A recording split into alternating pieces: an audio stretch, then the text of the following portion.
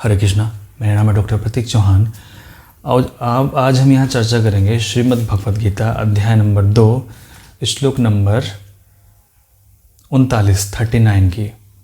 और ये श्लोक में भगवान श्री कृष्ण ने कहा, यहाँ मैंने विश्लेषिक अध्ययन यानी कि सांख्य द्वार इस ज्ञान का वर्णन किया है। भगवान श्री कृष्ण ने अभी तक सांख्य ज्ञान का वर्णन किया है। अब निष्काम भाव से कर्म करने को बता रहा हूँ, उसे सुनो। हे प्रथापुत्र, तुम यदि ऐसे ज्ञान से कर्म करोगे तो तुम कर्म के बंधनों से अपने को मुक्त कर सकते हो।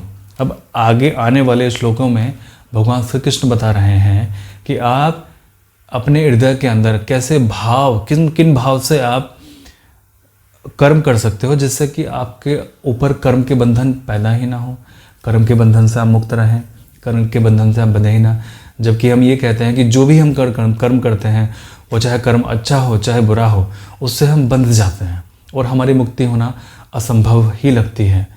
लेकिन भगवान श्री कृष्ण ये कह रहे हैं कि पहले मैंने आपसे सांख्य योग की बात की, अब मैं यहाँ निष्काम भाव से कर्म योग की आपसे बात करने जा रहा हूँ। उसको सुनो हे पार्थ, उसको सुनो।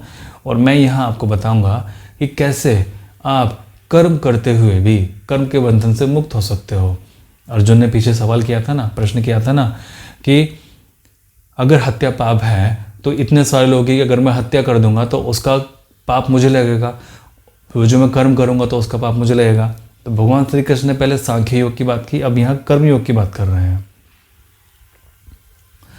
सांख्य योग वो जो है वो सबसे अच्छा योग है और सबसे अच्छे ज्ञान है। वो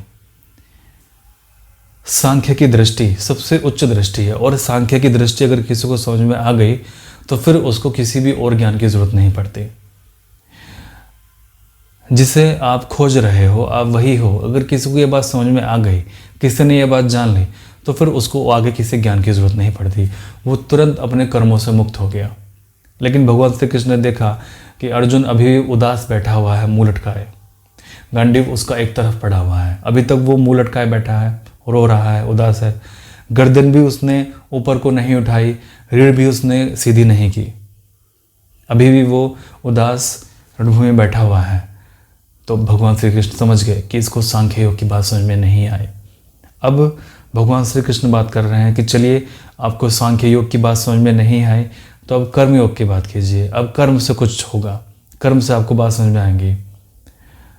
जैसे अगर कोई रोगी हमारे पास में आता है और हम कहते हैं कि आप ये जान लीजिए, हमारे पास में कोई रोगी एक ट्यूमर लेके आता है, हमने उसको बताया कि ये ट्यूमर कुछ नहीं है, ये कैंसर नहीं है, आप जान लीजिए। लेकिन उसको इस बात से संतुष्टि नहीं मिलती है। हमने उसको बताया कि ये ट्यूमर नहीं है, आप ये बात जान लीजिए। ये था सांख्य योग। लेकिन वो कहता है कि नहीं, मुझे बात समझ में नहीं आ रही है। तो फिर हम कर्मयोग की तरफ चलते हैं। कर्मयोग मतलब फिर हम उसकी इन्वेस्टिगेशन कराते हैं केवल उसकी मानसिक संतुष्टि के लिए। हमें पता है ट्यूमर नहीं है, उसको नहीं पता है ट्यूमर नहीं है। क्योंकि अगर उसको पता होता कि ये ट्यूमर है, कैंसर नहीं है, हर तरह के ट्यूमर कैंसर नहीं होते हैं, तो कि ये कैंसर नहीं है तो वो निश्चिंत हो जाता। लेकिन वो निश्चिंत नहीं हुआ क्योंकि उसको बात समझ में नहीं आई, क्योंकि उसने जान नहीं लिया। यही स्थिति अर्जुन की है। भगवान श्री कृष्ण ने उसको बताया कि ये लोग कभी नहीं मरेंगे, कभी भी तुम इनके कर्मों से नहीं बनते हो, क्योंकि जो चीज़ कर्मों से बनती है वो तुम्हारा शरीर है और तुम तुम्हारा शरीर नहीं हो, तुम अलग हो, अपने शरीर से अलग हो। तुम पहले भी थे, तुम अब भी हो और तुम आगे भी रहोगे। लेकिन अगर अर्जुन को ये बात समझ में नहीं आती तो भगवान एक स्तर नीचे उतरते हैं और अर्जुन को कर्मयोग की बात अब बताते हैं। कर्मयोग वही कि जैसे हमने सबसे उच्च कोटि की हमने बात बताई एक मरीज को कि नहीं, आपको केवल ये ट्यूमर है और हर ट्यूमर कैंसर नहीं होता, तो कैंसर नहीं है आपको ये। लेकिन उस मरीज को समझ में नहीं आई। अभी मरीज वो चिंतित है, व्याकुल है, डिप्रेशन में है। तो फिर हम कर्म में जाएंगे। कर्म में उसको टटोल के हम देखेंगे, उसकी इन्वेस्टिगेशन हम कराएंगे, उसकी जाँच हम कराएंगे, उसका निडल टेस्ट हम कराएंगे, उसका अल्ट्रासाउंड हम कराएंगे, उसका ब्लड टेस्ट हम कराएंगे। और जब सारी चीज़ें सामने आ जाएंगी फिर हम उसको बताएंगे कि देखिए आपका यहाँ भी नेगेटिव है, इसमें कोई ऐसी बात नहीं है। तो फिर उसको कर्म में जाना पड़ेगा, उसको कुछ करना ही पड़ेगा ये जानने के लिए कि उसको कैंसर नहीं है। हमने बताया, उसको समझ में नहीं आया। भगवान श्री कृष्ण ने उसको अर्जुन को समझाया, उसको समझ में नहीं आया। अब कर्मयोग की बात करेंगे। अब उसको कुछ करना पड़ेगा मुक्त होने के लिए। तो अब वो वाली बात भगवान श्री कृष्ण समझा रहे हैं। एक पागल से यदि हम कहते हैं कि तुम पागल नहीं हो, केवल आप इतना जान लीजिए, तो आप पागलपन से मुक्त हो जाओगे। तो पागल यही कहेगा कि जानता तो मैं सब कुछ हूँ, अब ये जानने के लिए रह क्या गया है, और जानते जानते मैं पागल हो गया हूँ। इतनी ज़्यादा नॉलेज मुझे हो गई कि मैं पागल हो गया हूँ। कुछ उपाय मुझे बताइए कि जो मैं पागलपन से मुक्त हो पाऊँ। तो सांख्य योग ये है, केवल तुम इतना जान लो कि तुम पागल नहीं हो, क्योंकि जो तुम हो वो कभी पागल हो ही नहीं सकता। केवल इस चीज़ को आप जान लीजिए। तो पागल ये कहे कि जानता तो मैं भली बात ही हूँ, लेकिन कुछ करने को तो दो। इसलिए सांख्य योग भारत में टिक नहीं पाया। सांख्य योग भारत में टिक इसलिए नहीं पाया क्योंकि ये कर्म प्रधान देश है, और सभी लोग कहते हैं कर्म करो कर्म करो कर्म करो। लेकिन भगवान श्री कृष्ण ने यहाँ पर तरीका बताया कि कर्म किस तरह से आप कर सकते हैं। अर्जुन यदि उन सभी लोगों को मारेगा तो वो कर्म के बंधन से बच जाएगा, क्योंकि बहुत से लोगों ने अर्जुन को, भगवान श्री कृष्ण को और पांचों पांडव द्रौपदी को नरक में डाल रखा है। कुछ ग्रंथों ने भगवान श्री कृष्ण को नरक में डाल रखा है क्योंकि उन्होंने इतना बड़ा युद्ध कराया, लेकिन वो समझ नहीं पाए कि उनके मन की स्थिति क्या थी, उनके किस मनो स्थिति में उन्होंने युद्ध किया है। क्योंकि पिछले श्लोक में हमने समझा, सुखे दुखे समय कृत्वा लाभा लाभो जया जयो ततो युद्धाय युजस्व नैवम पापम वाशिष्यसि। यानी कि तुम सुख दुख लाभ हानि विजय पराजय का विचार किए बिना अगर तुम युद्ध करते हो तो तुम्हें कोई पाप नहीं लगेगा। अगर आपने वो व्याख्या नहीं देखी है तो उस व्याख्या को आप देख लीजिए। इससे पिछली ही वीडियो है, अपलोड की हुई है, वो आप जाके अब देखिए। और वीडियो के नीचे नंबरिंग है, 1 से लेके 1 2 3 4 इस तरह की नंबरिंग है। तो अभी ये वीडियो लगभग 40वीं शायद वीडियो थी वो, अभी ये वीडियो 41वीं है जहाँ तक मुझे उम्मीद है। तो आप जाके उसको देखिए, बहुत अच्छे से समझ पाएंगे कि हमारे मन की स्थिति कोई भी कर्म करते हुए कैसी होना चाहिए। और ये चीज़ समझने की ज़रूरत नहीं है, क्योंकि आप समझेंगे तो फिर से अपने आप से आपके साथ आप धोखा करेंगे।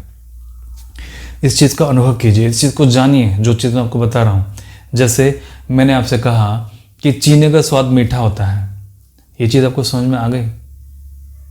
ये चीज़ आपको समझ में आ गई कि चीनी का स्वाद मीठा होता है। अब इसका अनुभव तो आपको नहीं है ना। अनुभव कैसा हो, जब उसको चख के देखेंगे तब कह सकते हो कि हाँ चीनी का स्वाद मीठा है। यही चीज़ है मानने और जानने में। जानना 2 तरीके से होता है। अब जैसे 2 बच्चे हैं, एक बच्चे का हाथ आग में जला हुआ है, तो उस बच्चे को पता है कि आग में हाथ डालने से हाथ जल जाता है, ये चीज़ को पता है। दूसरे बच्चे को अभी इसका कोई एक्सपीरियंस ही नहीं है। दूसरा बच्चा भी ये जानता है कि आग में हाथ डालने से हाथ जल जाएगा, पता दोनों को है, लेकिन दोनों की मन की स्थिति में फ़र्क है। इस चीज़ को बड़े गौर से आप समझिए। पता दोनों को है कि आग में हाथ डालने से हाथ जलेगा। अब एक ने उस चीज़ का अनुभव किया हुआ है, उसकी मन की स्थिति अलग है, और एक ने बिल्कुल भी अनुभव नहीं किया है, उसके मन की स्थिति अलग है। जिसने अनुभव किया है वो बहुत गहरे में जाके ये बात को जान रहा है कि हाथ जलेगा, और जिसने नहीं जाना है वो केवल ऊपर ऊपर से इस चीज़ को जान रहा है कि हाथ जलेगा। तो जो केवल ऊपर ऊपर से जान रहा है वो कभी भविष्य में अपने हाथ को जला भी सकता है, और जो बहुत गहराई से जान रहा है उस चीज़ को, वो बहुत बड़ी गलती करके ही अपना हाथ जला सकता है, अदरवाइज वो अपना हाथ जला ही नहीं सकता है।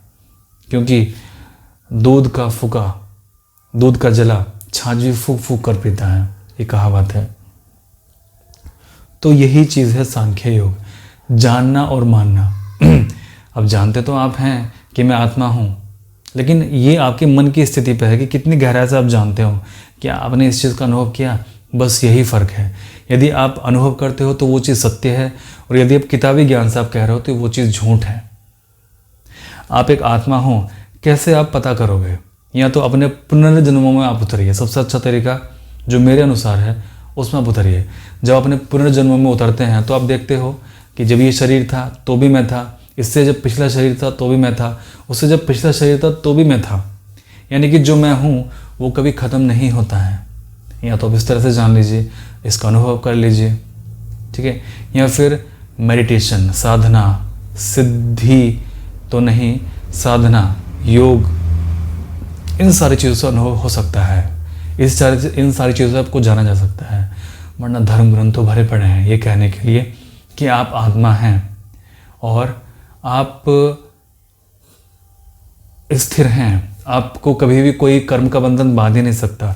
जैसे भगवान श्री कृष्ण ने अर्जुन से अभी कहा पिछले अध्याय 2 में कि कोई भी कर्म का बंधन तुम्हें नहीं बांध सकता है क्योंकि तुम एक आत्मा हो। लेकिन अर्जुन को बात समझ में नहीं आई। सबसे बड़ा बंधन हमारे लिए यही है, सबसे बड़ा बंधन हमारे लिए अज्ञानता ही है। इससे बड़ा बंधन और कुछ हो ही नहीं सकता। आप किसी का मर्डर कर देते हो वो बंधन है आपका नहीं, आप किसी का रेप कर देते हो वो बंधन है आपका नहीं, केवल अज्ञानता ही आपका एकमात्र बंधन है। और जब आपको ज्ञान मिल जाता है तो फिर ना आप किसी का मर्डर कर सकते हो, ना ही फिर किसी का आप रेप कर सकते हो। ऐसा नहीं है कि ज्ञान आपको मिल गया है तो आप किसी का रेप करो तो फिर आपको पाप नहीं लगेगा।